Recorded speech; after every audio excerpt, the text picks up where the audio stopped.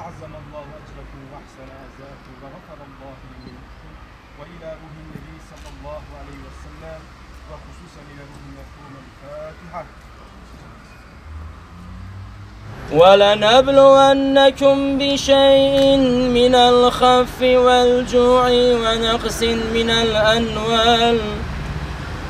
الأموال والأنفس والثمرات وبشر الصابرين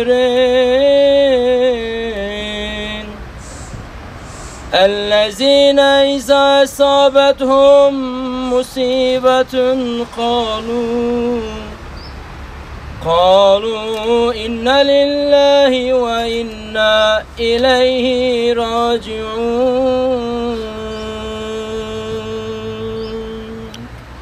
صدق الله العظيم. سبحان ربك رب العزة عما يصفون والسلام على المرسلين وآله والحمد لله رب العالمين. الفاتحة.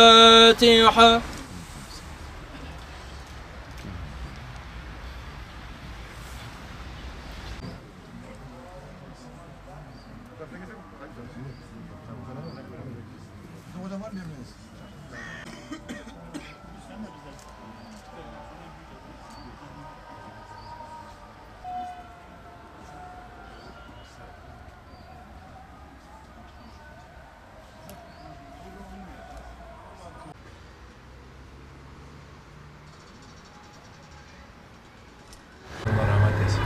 Vesileyle hem toplantıya vesile olan Sayın Başkan'da değerli gazeteci arkadaşlarım, diğer aile fertlerine de teşekkür ediyorum. Onlara sağlık diliyorum.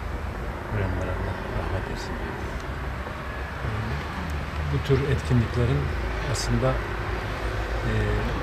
toplumun ortak belleğindeki hatıraların canlanması ve basın sektöründe gerçekten büyük emek vermiş olan insanların hatırlanması anlamında büyük değer taşıdığını düşünüyorum.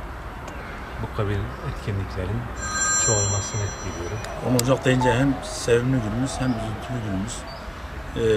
Biz Şanlıurfa Çalışan Gazeteciler Cemiyeti olarak özellikle Oktan ailesinin Urfa'mıza, basına yön vermiş değerli abilerimizin bugün burada ziyaretine geldik.